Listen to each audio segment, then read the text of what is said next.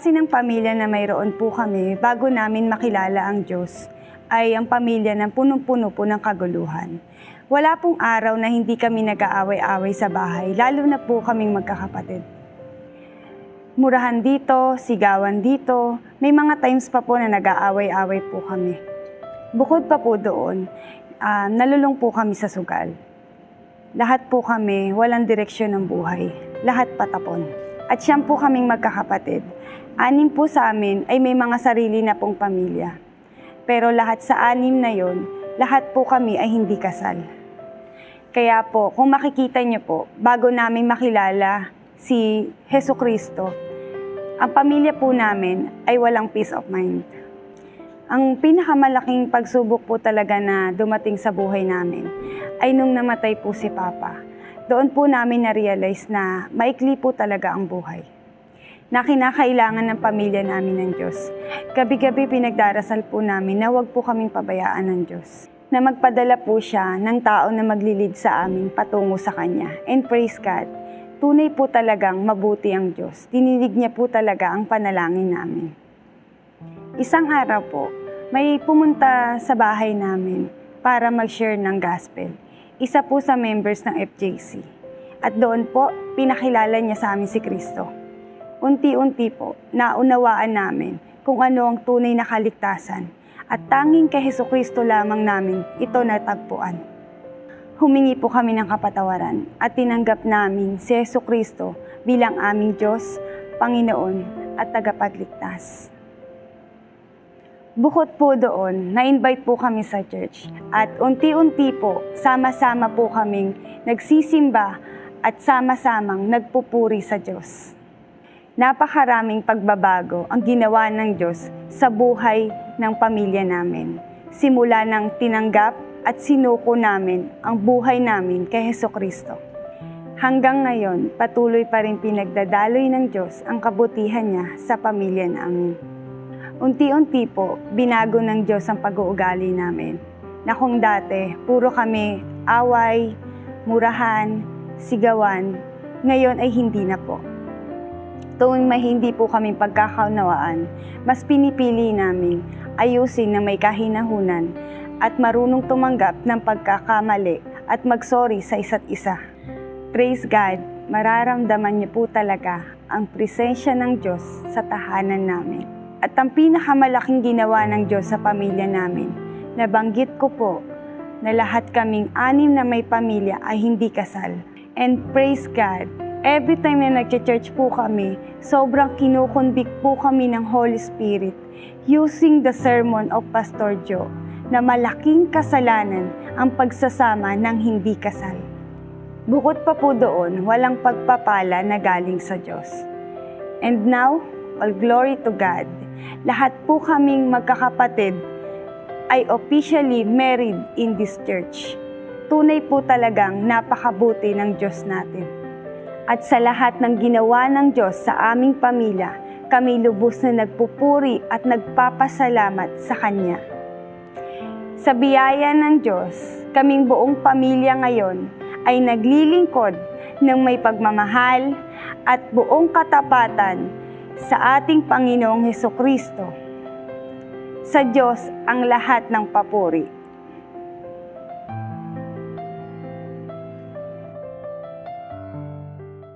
Palakpakan natin ang Panginoon. Hallelujah. Praise God. As for me and my family, we will serve the Lord. Okay? So, sige po. Ito po ay isang pagkakataon na si Joshua ay 110 years old na. Can you imagine 110? Sino po dito 100 years old na? O mukhang 100. Si Joshua, 110 years old. Okay? Noong pong sila ay umalis sa Ehipto, na yung Exodus, si Joshua ay nasa 30 years old lang daw. So can you imagine, no? Ilang taon na nakasama ni Joshua ang mga Israelites when from 30 years old up to 110. Sino yung magaling sa mga Pilipino dito? Di ba? 80 years? Can you imagine? 80 years na silang magkakasama. Pero ito po yung kumbaga ay ultimo adios. Kasi po, mamamatay na si Joshua. Okay? Pero ito yung huling tawag ko, pahimakas, huling habilin. Okay? So, the major point, number 1, is covenantal faithfulness. Tinagalog ko po dahil medyo malalim yung English, katapatan sa kasunduan. So, pinakita po dito, sa verse 11, let me read it again, yung malilinaw ang mata, in English. When you crossed the Jordan River and came to Jericho, the men of Jericho fought against you, as did the Amorites, the Perizzites, the Canaanites, the Hittites, the Girgashites, the Hivites, the Jebusites. Kasama na dito yung mga Buisites, mga Parasites, mga Antitites. But I gave you victory over them. Verse 12, and I sent terror ahead of you to drive out the 2 kings of the Amorites. It was not your swords or bows that brought you victory. I gave you land you had not worked on, and I gave you towns you did not build, the towns where you are now living. I gave you vineyards and olive groves for food, though you did not plant them. So makikita po dito, una, sinabi ni Joshua sa kanila na alalahanin ninyo na ang Diyos, binigyan kayo ng tagumpay. Hindi kayo ang nagtrabaho niyan. But God gave you victory. It was God who gave you the land where you are now living. So, pinapakita po dito mga kapatid, are you listening? Pinapakita po dito ni Joshua, magmula nung pinalaya tayo ng Diyos mula sa Ehipto, 80 years ago, hindi tayo pinabayaan ng Diyos. Yung covenant niya, yung katapatan niya, ay yung kasunduan ay sobrang tapat ang Panginoon. Never that God failed you, never that God deserted you. Naunawaan po natin. So, pinakita dito yung faithfulness ng Diyos sa verse 11, but I gave you victory over them. Ibig sabihin, hindi dahil malalakas sila hindi dahil magagaling sila, kaya natalo nila yung, how many kingdoms yung na-conquer ni Joshua, yung naman nakakaalam. Okay, meron kayong gold coin sa langit pag natama ang sagot. How many kingdoms? Yung mga pastor, huwag kayo sasagot. O, sirit na, 31 kingdoms. Can you imagine? That's why I called Joshua the greatest general of all time. 31 kingdoms. Pero ang sabi ni Joshua, hindi sa inyo galing yun. Ang Diyos ang nagbigay sa inyo, kaya nyo natalo, kaya natin natalo yung 31 kingdoms na yun. Why? Because God was so faithful. Pangalawa, God's provision. Sa verse 13, I gave you land you had not worked on, and I gave you towns you did not build. Naunawaan po natin mga kapatid. Sabihin, hindi dahil magagaling kayo kaya nyo nagawa yung mga bahay na ninyo, kaya yung towns na yan ay binigay sa inyo ng Diyos yan. Naunawaan po natin. That's why, sinasabi ni Joshua, kung kayo lang, wala kayong binatbat. Wala kayong maipagmamalaki. Everything that you have came from God. Naunawaan po natin mga kapatid. So, the challenge to Israel was the people are challenged to recognize God's faithfulness and respond with unwavering obedience to the covenant and be faithful in return to Him. In Tagalog po, Tagalogin natin, ang hinahamon ni Joshua, yung mga Israelita na maging tapat sa Panginoon kasi tapat ang Diyos sa kanila. Naunawaan po natin mga kapatid. So, why?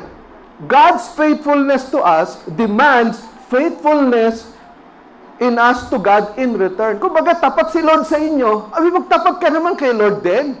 Naunawaan po natin, hindi pwedeng one-way relationship lang. Yun ang sinasabi ni Joshua. Hindi pwedeng puro kayo kabig. Hindi pwedeng puro kayo tanggap. Alalahanin ninyo naman si Lord.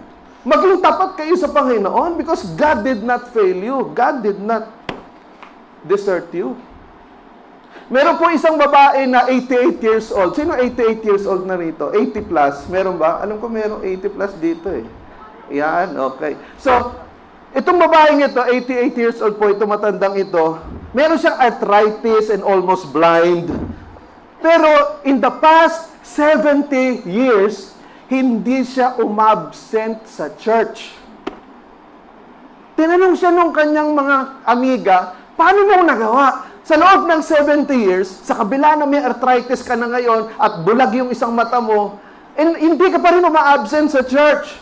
Ito po ang sagot ng babae, ng matanda. My heart goes first to the church, then my legs follow. Nauna na yung puso ko eh.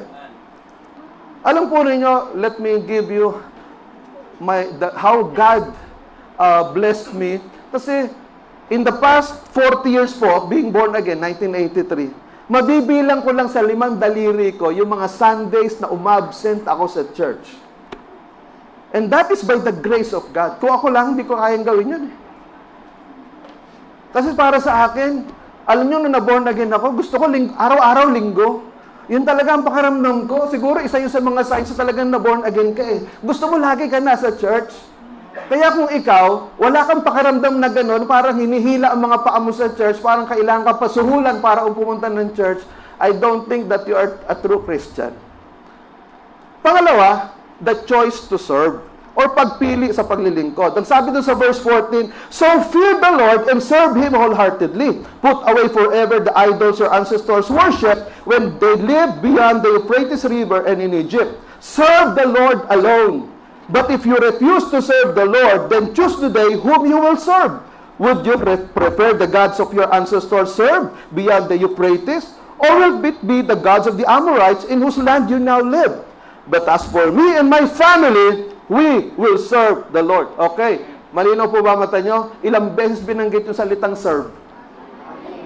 6. Wow, ang galing. Oh. Talaga naman. Matatalino. Manang-mana sa pastor. Serve. 6. Banggitin nga natin 6 times yung serve. Okay, 1, 2, 3. Serve, serve, serve, serve, serve, serve. Makikita niyo yung emphasis dito sa pinasa natin. The emphasis was to serve the Lord. So, sinasabi ni Joshua, you serve the Lord out of God's faithfulness to you. So, there are 2 pairs of commands na binigay si Joshua dito. Number 1, to fear and serve God. To fear and serve the Lord. Ang sabi ni Joshua, you fear God and you serve Him. Alam niyo ba ang Hebrew word ng fear? Medyo natawa ako dito eh. Sabi dito, yare is Hebrew. Yare. It signifies reverence and awe. It's a call for the people to approach God with deep respect and recognition of His authority. Kaya ako natawa dito kasi sabihin, kailangan magkaroon ka ng banal na pagkatakot sa Panginoon dahil kung hindi, yari ka. Naunawaan ninyo? So, deep respect and recognition of His authority. Magkaroon ka ng banal na pagkatakot sa Diyos at paglingkuran mo siya.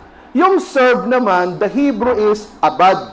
Abad denotes a servant-master relationship. It involves worship, obedience, and active service. So, when Joshua said, listen na, nakikinig po kayo, yung mga nasa likod. When Joshua told them, you fear the Lord and you serve Him, hindi pwedeng fear lang without serving. Hindi naman pwedeng serve lang without fearing. Kasi if you fear God without serving Him, listen, kung takot ka lang sa Diyos pero hindi ka naglilingkod, it will lead to spiritual immaturity.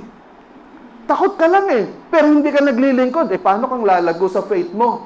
Pero kung nagse-serve ka lang, pero wala ka namang fear of God, it will lead to carnality. Nagsiserve ka lang pero wala kang takot sa Diyos. Alam niyo po mga kapatid, because I've been in the ministry of healing and deliverance the past 23 years.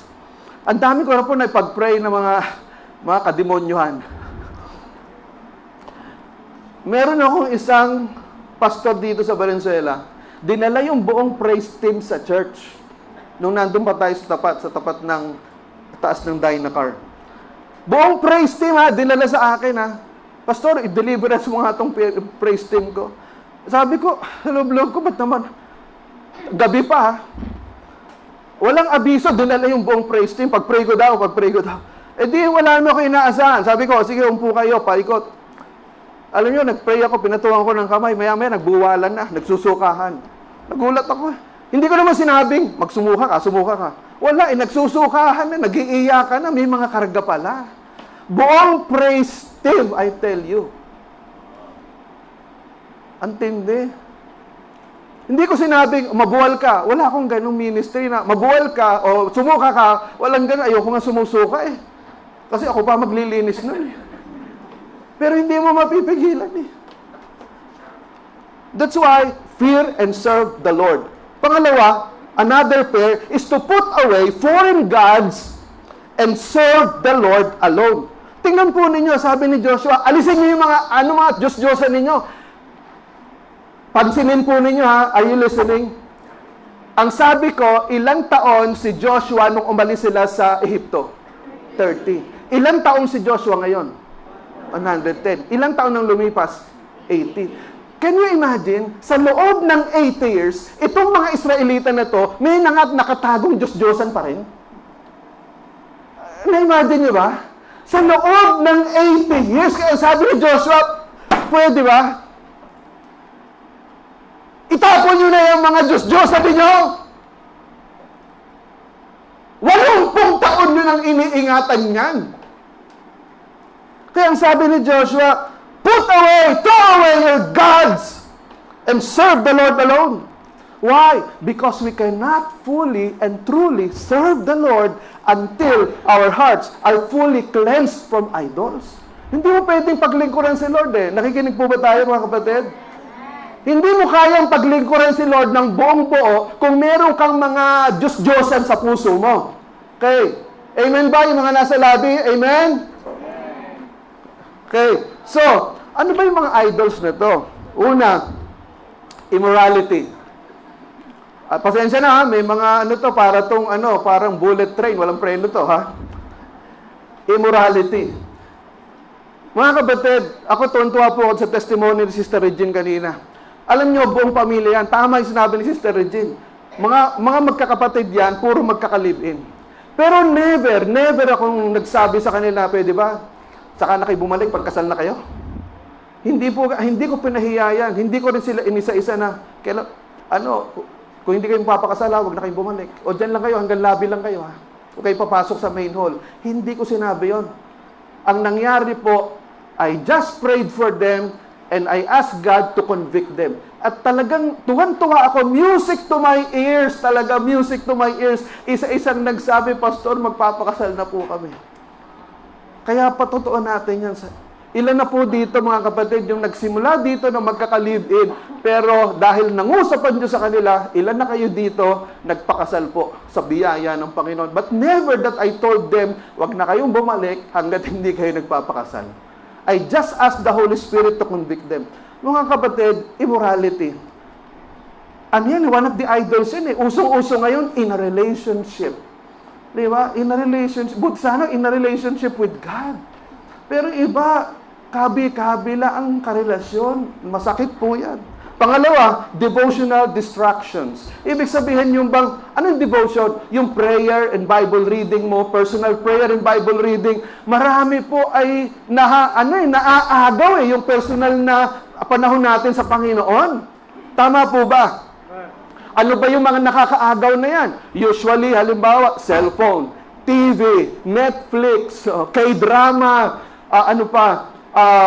labada, linis ng bahay, palengke, trabaho, marami eh. Hindi po masama, I'm not against Netflix, kasi nagne-Netflix din ako. Hindi masama yung K-drama. Kasi nagki-K-drama din ako. Favorite ko yung Crash Landing. Pero, 2 beses ko napanood yun. Pero, hindi ibig sabihin, mga kapatid, na pababayaan natin yung devotional time natin with God. Tama ba? Priority mo si Lord eh. Do you love God? How much do you love God? Alam nyo ba, the first and greatest commandment is to love the Lord your God with all of your heart, with all of your soul, with all of your mind, with all of your strength. The second is to love your neighbor the same way you love yourself. Hindi yung kanta ni Whitney Houston, the greatest love of all is learning to love yourself. Mali eh, kaya maraming windang ang buhay kasi talagang sinunod yung kanta ni Whitney Houston na learning to love yourself is the greatest love of all. The greatest love of all is to love God with all of your heart, mind, soul, and spirit. Pangatlong idol, outrageous desires. Yung mga desires natin, yung mga desires, mga pagnanasa na hindi mo mapigilan, mga desires na naghahatak sa iyo palayo sa Panginoon, maraming ganyan. Mga pagnanasa na naglalayo sa atin sa Diyos. And then, another one is love of money. Do you think money is evil? Is money evil? Yes or no? No. The love of money is the root of all evils. Hindi po masamang yumaman dahil ako nga pangarap kong yumaman. Ngayon na lang. Nung nagpastor ako, sabi ko, Lord, handa po akong maghirap.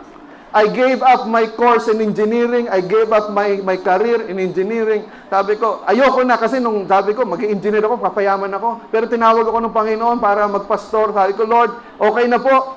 Ayoko nang yumaman. Gusto kong magpastor sa mga mahihirap. Kaya lang, alam niyo, realistically speaking, ang hirap palang magpastor pagka puro mahihirap ang miyembro mo. Kaya sabi ko, Lord, payamanin niyo na po ako. Binabawi ko na yung prayer ko. Para po makapagpataya po ako. Lord, ang hirap pong tulungan kapag mahirap ang pastor, mahirap din ang miyembro. Tumuha kaming kawawa. Kaya, hindi po kasalanan ng pagkakaroon ng pera, pero yung pagmamahal sa pera, yung pera ang nagpaikot sa iyo, ang pera ang, money is, you are a slave of money, that is idolatry. Make your money your slave. Okay? Nakikinig po tayo, mga kapatid? Amen? Humalakpak nga yung mga nakikinig. Praise God.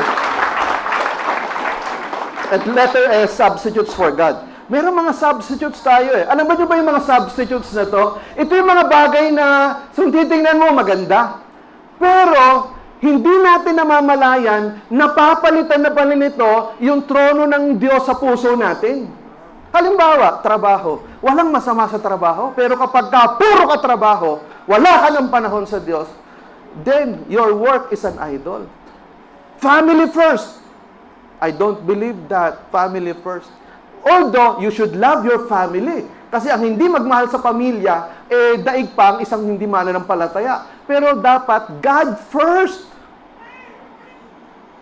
Puro ka pamilya. Pero yung pamilya mo ba, nadala mo kay Lord? Kapag puro ka pamilya, pero hindi mo nadadala ang pamilya mo sa Panginoon, that becomes an idol. Substitutes for God. Etong tanong, why does God hate idols? Bakit ba galit ang Diyos sa idolatry?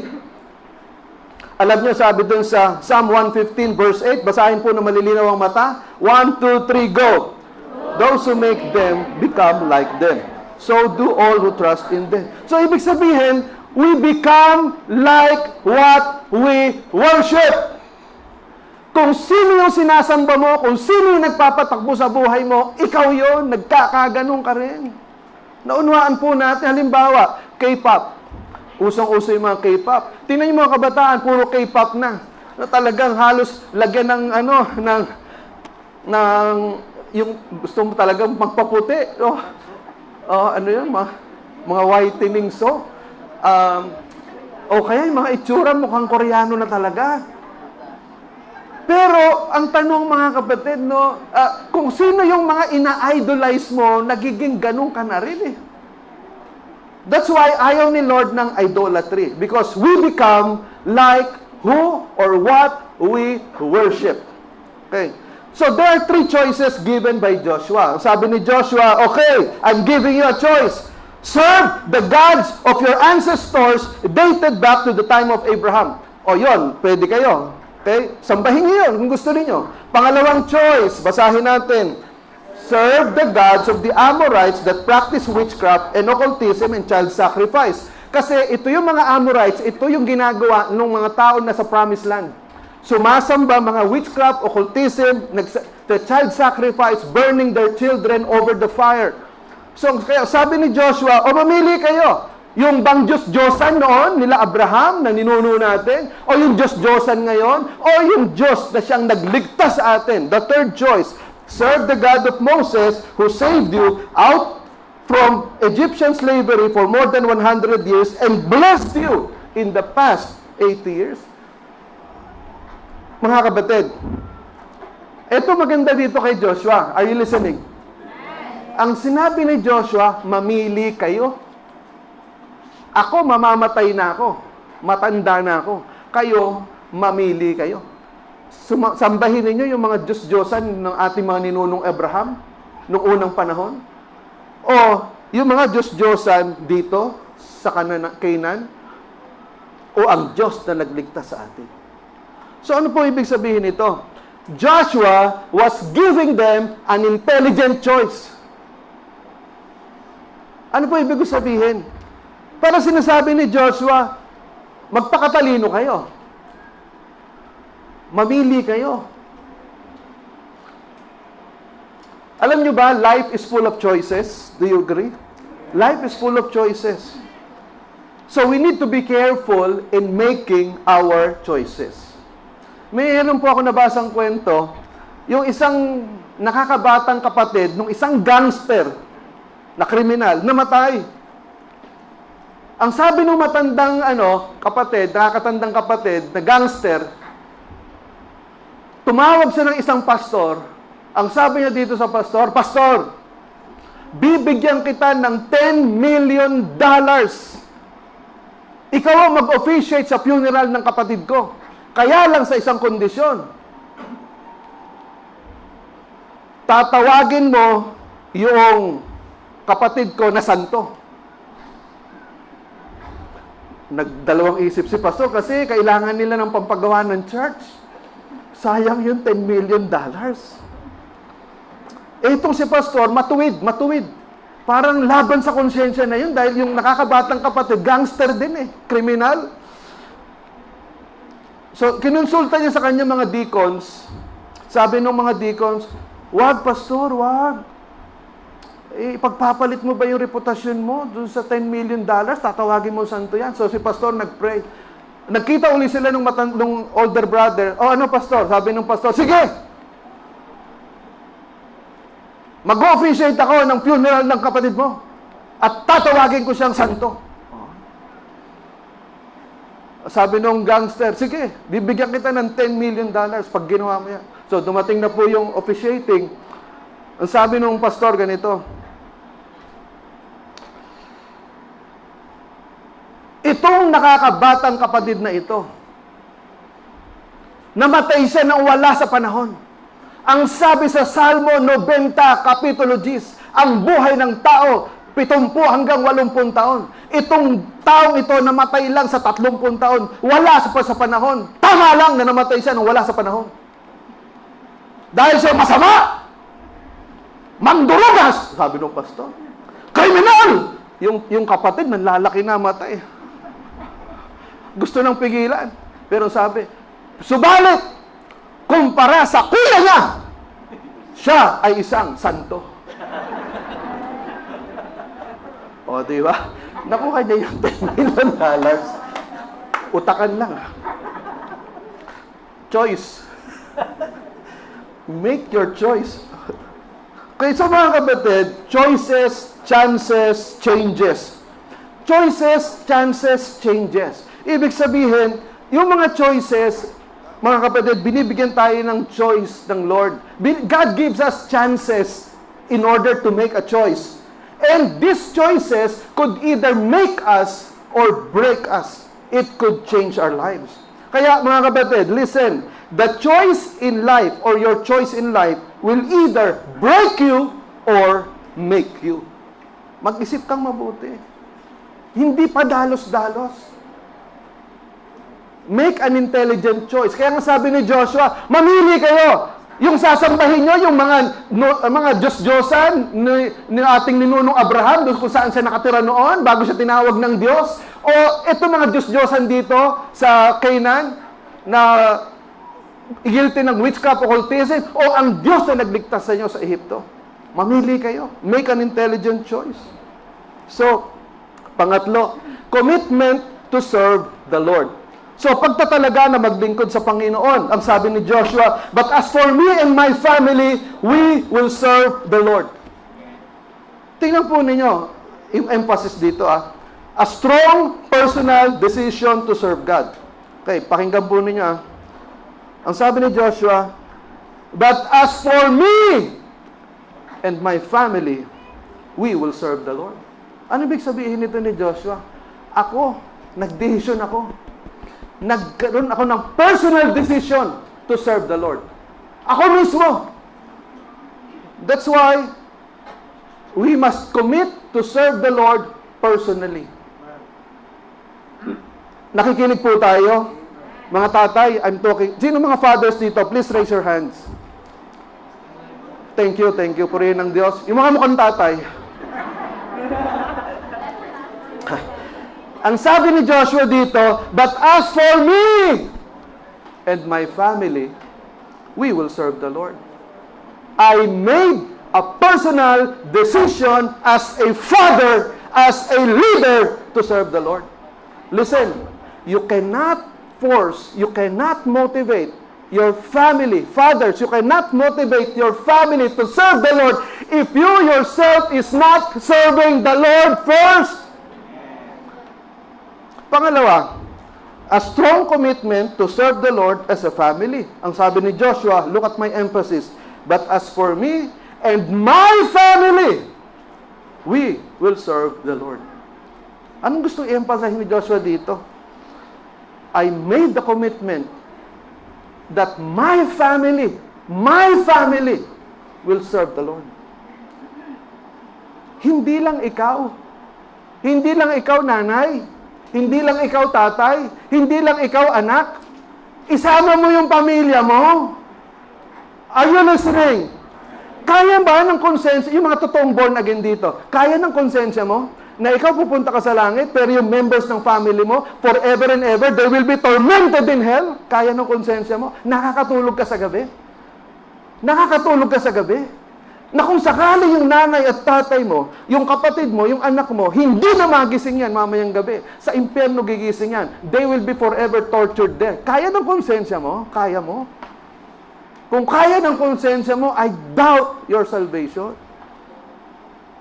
Pangatlo, a strong model for Israel to follow. Look at my emphasis. But as for me and my family, we will serve the Lord. That is a model for Israel to follow. We will serve the Lord. Me and my family, we will serve the Lord. According to statistics, mga kapatid, when dad comes to Christ first, 93% of families will follow. In other words, kapag ang mga tatay, ang unang na-born again at naglingkod sa Diyos, 93% ang pamilya sumusunod. Pero when mom comes to Christ first, 17% of families will follow. Kung ang nanay ang unang na-born again, 17% lang ng pamilya ang nadadala niya. Nakita po niyo yung difference. Kung mga anak ang na-born again, ang sabi dito, 3.5% of families will come to Christ. So tingnan po ninyo, that's why it's very important. Fathers, pakitaas nga uli ang kamay, mga tatay. Please, huwag kayong mahiya. Be proud that you are a father. Pwede ba tumayo yung mga tatay, please? Sige lang, please. Yung mga mukhang tatay, wag na muna. Yung mga tatay lang talaga. Yung mga nasa labi, tumayo kayo, ha? Baka batukan kayo ni Lord, ha? Okay, yan, salamat. Yung mga nasa garahe. Listen to this. God is speaking to you first. To lead your family to Christ. Okay, makakaupo na po. Salamat, purihin ng Diyos. So, mga kapatid, mahalaga po ito. How much do you love your family? Meron pong isang bata raw na nakidnap. Isang pamilya na medyo mahirap lang. Nakidnap yung batang babae ng isang sindikato na nagbebenta ng mga internal organs. Ang ginawa nung tatay ganito, nagpaabiso siya sa mga station, radio stations, at sa mga police stations, kung sino man ang makakatulong sa amin na maibalik yung anak ko na nakidnap, yung aming 10,000 na pera sa bangko, ibibigay ko sa kanya. Yung aking silver watch, ibibigay ko sa kanya. Yung buong bahay namin, ibibigay ko sa kanya. Makita ko lang yung anak ko. Nung nakita po yung anak, mayroong isang taong nakapagturo, ang sabi nung tatay, sa'yo na tong 10,000 pesos ko na bank account. Sa'yo na yung silver watch ko. Sa'yo na yung bahay ko. Ang sabi noong lalaki na nakatulong sa kanila, kukunin ko na lang po yung 10,000 at yung silver watch, yung bahay sa inyo na po. Alam nyo, nung nabasa ko to, ang dating sa akin, how about us? How serious are we to bring our lost family members to Christ? Are you willing to give up everything just to win your family to the Lord? Naunawaan po natin mga kapatid. According to statistics, 1 in 3 Filipino youth grew up without both parents. According to University of the Philippines Population Institute research.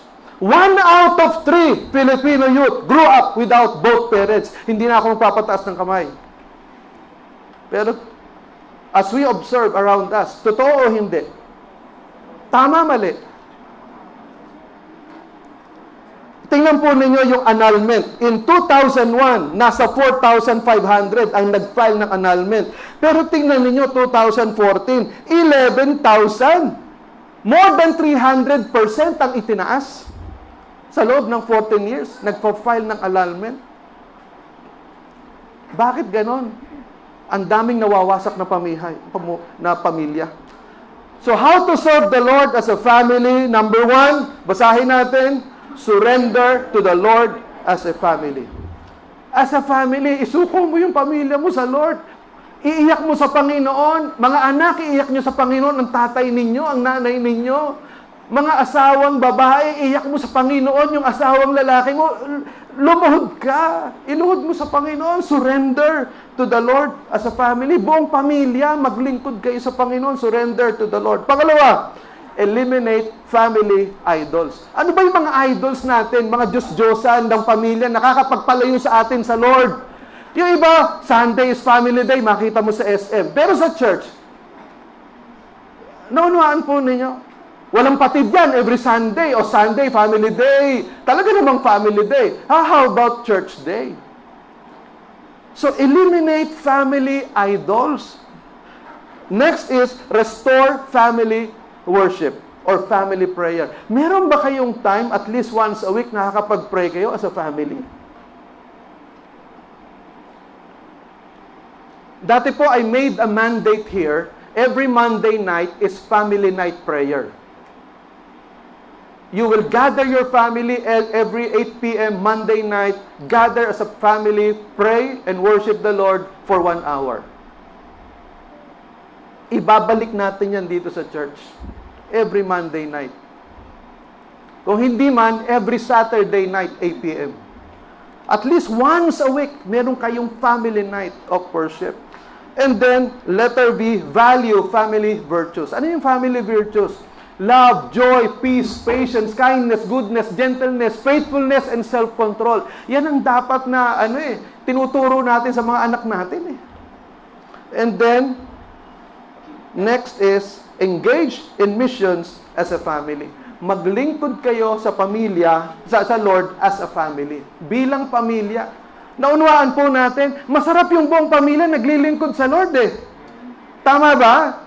Kesa yung halimbawa, yung tatay lang o yung nanay lang as pagkalinggo, yung mga anak, yung asawa naiiwan.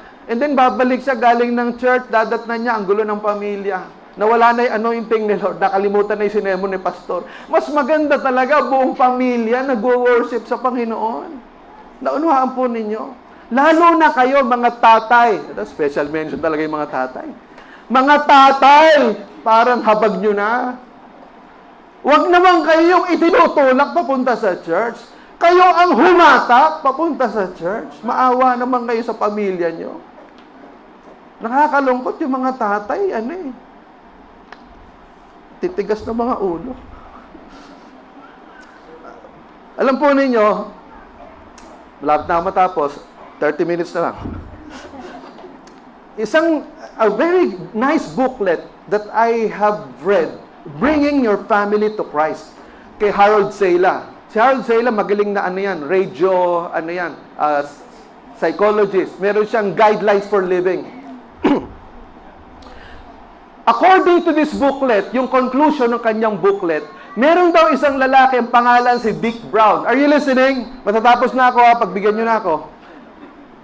Itong si Dick Brown, wala silang religion sa bahay. Pero yung asawa niya, nagsimulang umattend ng Bible study. So, hindi niya pinakailaman yung asawa niya. Pero sabi ng asawa, sumama ka sa amin. Dad, sama ka sa amin. Pero ang sabi ni Dick Brown, ikaw na lang, wag mo na ako guluhin. Okay na ako. Wag mo na ako isama dyan. So, dumating isang araw na nagkaroon ng malaking problema ito si Dick Brown. Iilitin na yung kanilang bahay. Iilitin. Ibig sabihin, ang tawag doon, kukunin ng bangko. Si Dick Brown, iyak ng iyak. Anong gagawin ko? Anong gagawin ko? Iilitin na yung bangko. Sabi niya, asan yung black book na binabasa ng asawa ko? Black book ang tawag niya, hindi Bible. Yung black book, asan na yun? Titingnan ko nga. Tiningnan niya, pagbuklat niya, alam niyo kung saan niya nabuklat? Acts 16:31. King James Version. Ang sabi doon, sa King James Version, basahin natin. And they said, believe on the Lord Jesus Christ, and thou shalt be saved, and thy house. Ang sabi nitong si Dick Brown, totoo kaya ito? Ang sabi dito, manampalataya lang ako kay Jesus, ako'y maliligtas, pati bahay ko. Yun ang intindi niya, pati bahay ko. Umiyak si Dick Brown, Lord, kung totoo ka, Lord, nagtitiwala ako sa iyo, iligtas mo ako, pati bahay ko. Alam naman natin, mali interpretation niya eh. Kasi yung King James, sabihin na natin, 13th century English yan eh. Ang totoo niyan, as for me, believe in the Lord Jesus, and you and your family will be saved. Pero God honored His faith. Dumating yung ilang araw, hindi nailit ng bangko yung bahay niya. Kaya talagang nagtiwala itong si Dick Brown sa Diyos. Ay, totoo pala ang Bible. Totoo pala ang Diyos. Sumama na ngayon sa Bible study itong si Dick Brown. At alam po ninyo, lumago sa pananampalataya si Dick Brown, pumasok sa Bible school, at nag-mission silang mag-asawa. Alam niyo kung saan nag-mission? Sa Clark Air Base in the Philippines. Naging missionary sa mga American and Filipino families in Clark, Pampanga. Wow! Palakpakan nga natin ang Diyos. So, let me go back to Joshua. Ang sabi ni Joshua, choose today whom you will serve. But as for me and my family, we will serve the Lord. The call of Joshua, thousands of years ago, is the same call of the Lord to us. Are you listening? Yung panawagan ni Joshua noon, thousands of years ago, sa mga Israelita, choose today, not tomorrow, not next week, not next month, not next year. Today, you choose. Choose today. Make a decision now. Huwag mo lang ipagpaliban yan. Hindi mo alam kung ano mangyayari sa iyo sa kinabukasan. Hindi mo alam kung ano mangyayari sa iyo next week, next month, next year. Today is the day of decision. Naunawaan po natin. Choose today. Sabi ni Joshua, choose today. Choose today. Nagmamakaawa si Joshua, choose today whom you will serve. Make an intelligent decision. But Joshua said, but as for me and my family, we will serve the Lord. Let us pray.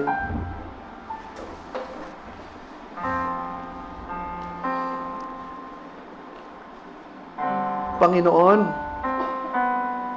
I pray, O God, that your message has come through to every heart here.